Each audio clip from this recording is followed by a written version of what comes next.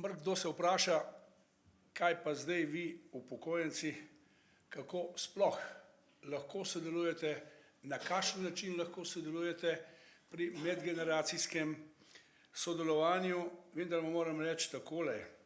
Seveda, če pogledamo čisto od začetka, kako formiramo človeka po rojstvu. Vsi smo nekako zadolženi, ta prvo starši, potem so to vrtci, osnovne šole, pedagogi, cerkev, športni pedagogi. Skratka, veliko stvari je, dokler časa ne pride do tega, da se človek odloča o poklicu, takrat rabi veliko strokovne podpore in tudi izkušnje starejših, kako do poklica prideti in seveda tudi poklic obvladovati in seveda po poklicu se začne pa pravo življenje. In človek rabi nasvete vedno in povsod. In zato smo se v Društvu upokojencev tudi dogovorili, se dogovarjamo, ker imamo res razvejeno organiziranost v 508 društvih po celi Sloveniji, da že tam nastajajo povezave z osnovnimi šolami, srednjimi šolami, pa tudi če morda samo s folklorom, pa petjem in tako naprej, samo se vzpostavljajo neke povezave in tudi na različnih področjih tudi kakšna predavanja. Poglejte, mi smo danes predvsem zadolženi pri vzgoji otrok, da je to mehka varianta, spoštovanje ljudi med seboj. Danes smo opustili pozdravljanje na cesti.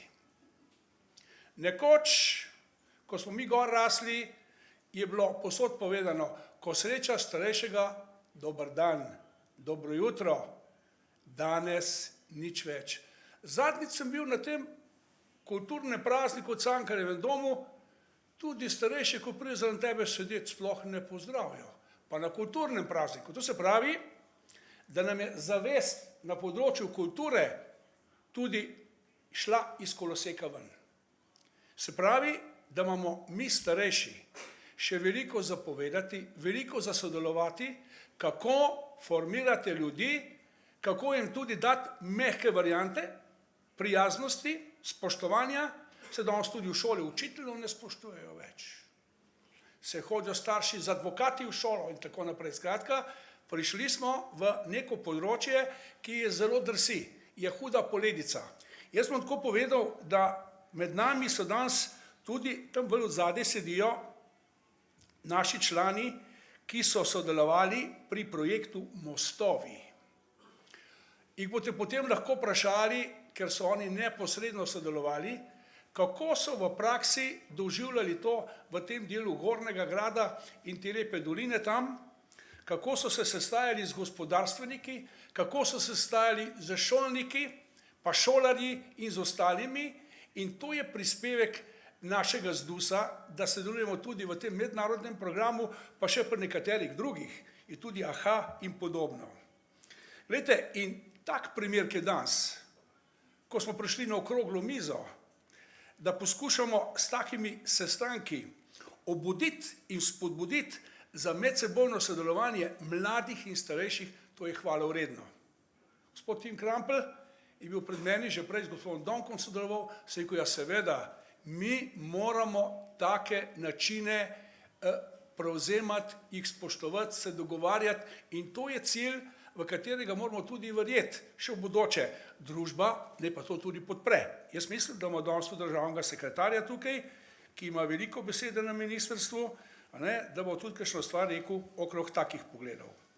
Seveda, mi imamo tudi različne prireditve, kakor je festival za tretjo življenjsko obdobje in podobne stvari. Slike bomo prikazali, to iz tega arhiva, ko sem omenil Mostovi, in bomo tamle potem porabili naše člane, ki so tudi z nami danes prisotni.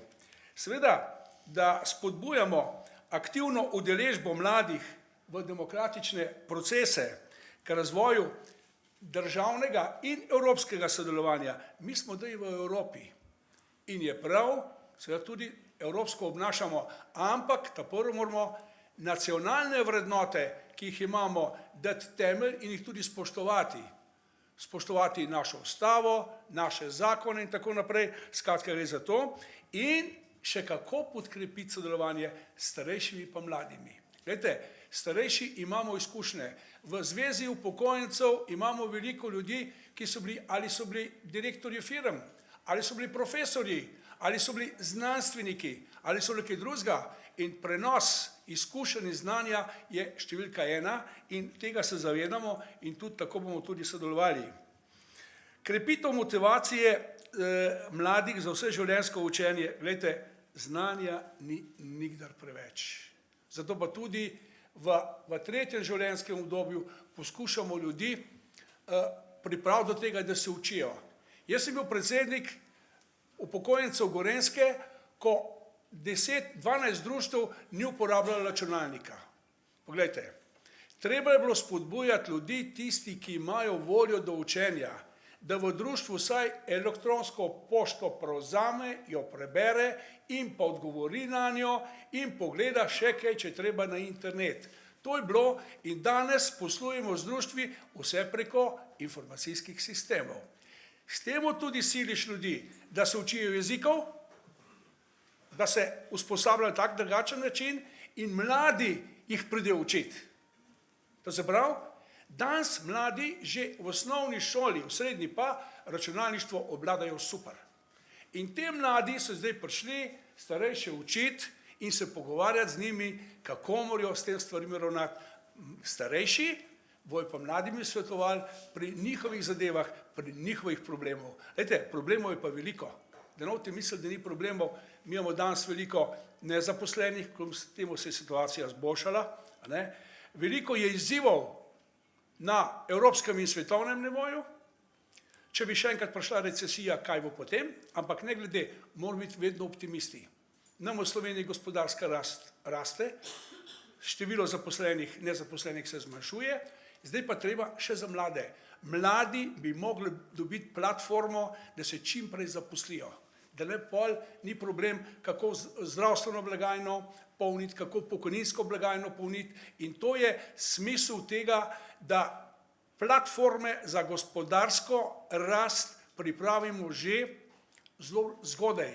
In mi imamo število zelo učenih in dobrih inštitucij. Glejte, inštitut Jožefa Štefana ima 850 znanstvenikov.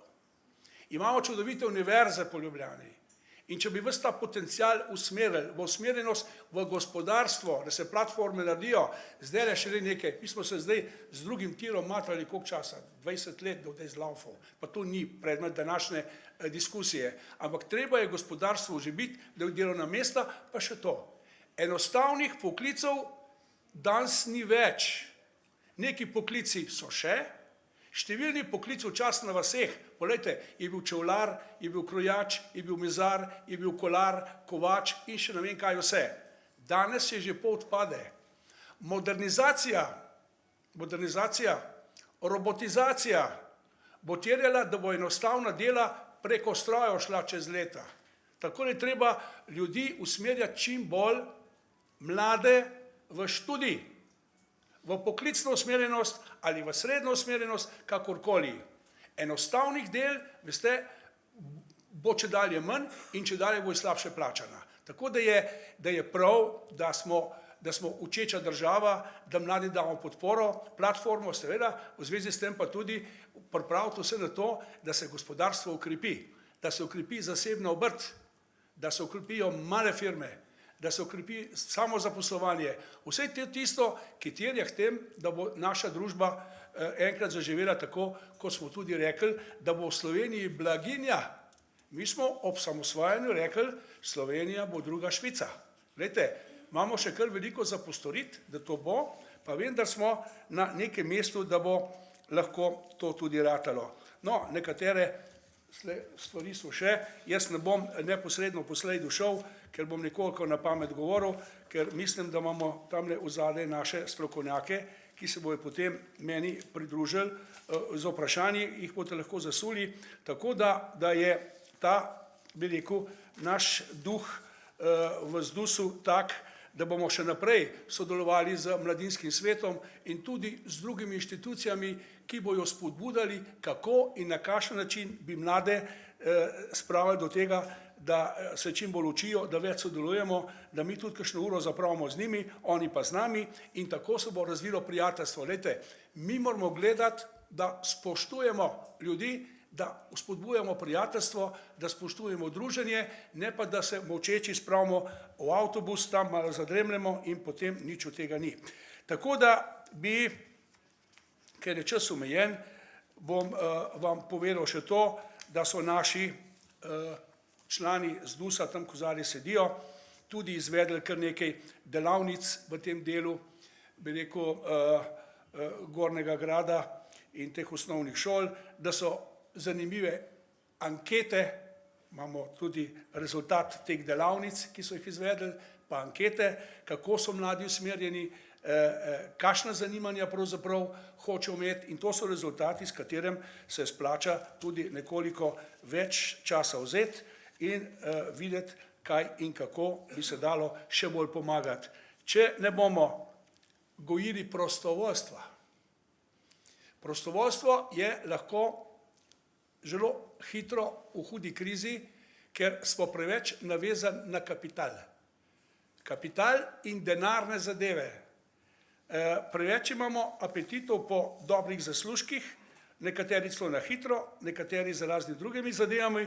Jaz mislim, da bi prostovoljstvo moralo imeti vzgojo že pri mladih tudi, da je treba ljudem pomagati, ki so v stiski, priskočiti na pomoč, ne samo ob nesrečah, tudi sicer. To v ZDUS-u delamo, imamo 2 projekta Starejši za starejše in mi bomo tudi naredili projekt Starejši za mlade, pa mladi za starejše. Ne vem, te stvari bi mogli na nek način, z mladinskim svetom smo že parkrat bi skupaj, da je treba te sinergije zelo povezati. Zato se zelo veselim današnjega srečanja in tudi bodočih srečanj, da bi v družbi ustvarjen navidezni medgeneracijski konflikt preprečili. Mi moramo medgeneracijski konflikt, ki jaz ga ne vidim, nekateri ga pa vidijo, jaz ga ne vidim in ga ne sme biti in zato bo ZDUS z mladinskimi organizacijami še kako se prizadeval k medgeneracijskemu sodelovanju, k solidarnosti in medsebojni pomoči, saj menimo, da lahko s takimi združenimi močmi prispevamo za boljši jutrišnji dan. Bodimo prijazni en do drugega, ne pripomoremo, da je Slovenija, veste kako razdeljena, nekako na 2 politična polja, ni dobro. Pogovarjati se moramo. V ZDUS-u imamo društvo, ki pašejo vsi. Ene ali druge vere, enega ali drugega političnega prepričanja, eni hodijo v cerkev, eni ne, vsi grejo skupaj, vsi pridejo na občne zbore, vsi se skupaj veselijo in to je cilj. Kako ljudi zainteresirati, prvič, da grejo sami v tako zadevo, drugič pa, da mlade vzamejo k sebi. Ali po obratni smeri. To je cilj.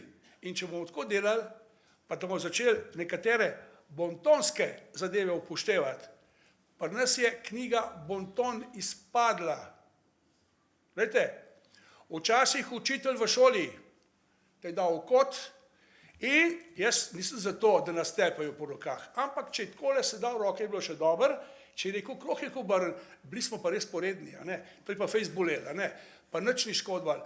Moj oče je rekel, ko sem šel v srednjo šolo, ker je bil takrat še možen, kakšnega zasuka, danes ga ne smeš, prav, ker dajte ga malo sam po glav ga ne. Veste, tako je bilo nekoč, danes so pa novi časi. Jaz sem za to, da se take stvari ne delajo, da ni agresije nad otroki, da smo prijazni in da jih vzgajamo. Vzgoje je premalo. Starši imajo cel dan šiht, danes ni več 8 ur, danes je zjutraj od 8 zvečer do 18 in nimajo časa pri vzgoji svojih otrok. To je problem naše družbe, pač taka je, hoteli smo kapitalizem, zdaj ga pa imamo. Tako je. Hvala lepa za pozornost.